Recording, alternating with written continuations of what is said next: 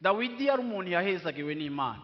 Dawidi yari umuntu afise ico no kwita ubutunzi bufatika, benediction matérielle. Ariko aratahura Imana nka source y'iterambere ryose. Ni wowe ubutunzi n'icubahiro bikomokako. Imana niyo ituma umuntu akomera canke nituma umuntu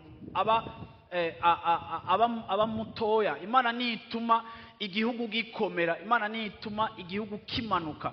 Imana nituma umuntu ashigwa hejuru. Imana nituma umuntu amanuka. Imana nivana umuntu hasi kamushira hejuru. Elevation yose.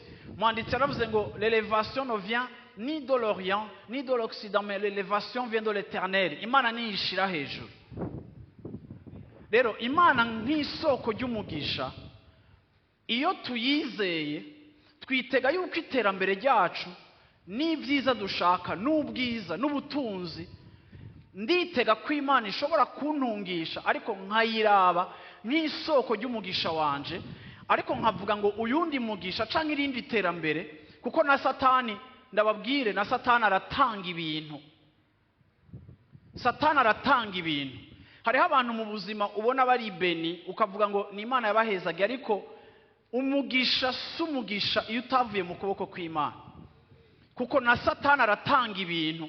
Igituma ndakwemeza ko Satani atanga ibintu, Satani igihe yasanga Yesu muri Matayo igice ca 4 ntituhasoma, ntihari prévu, ariko igihe Satani yasanga Yesu mu masengesho, Yesu yari karasaba isi Imana, Yesu yari kararagiza mission yiwe mu maboko y'Imana. Satani abona ico Yesu ari karasengera yisonzesheje iminsi 40. Satani araza mu masengesho, amusanga mu masengesho kukimupopoza, kumubara ngo ivyo usaba no biguha, mfukamira nanje ndaguha, kuko en d'autres termes nanje ndumwami quelque part, nanje ndashobora gutanga ibintu. Yesu aramubwira ngo biranditswe ngo ntugapfukamire, uzopfukamira Imana yonyene. Yesu atangura kumubwira mu yandi majambo, ego ndashaka amahanga, ego ndashaka isi, ariko ico nshaka sindagishaka à tout prix. Ico nshaka sindagishaka n'importe comment. Ico nshaka ndagishaka, ariko a condition ko kiva mu maboko y'Imana.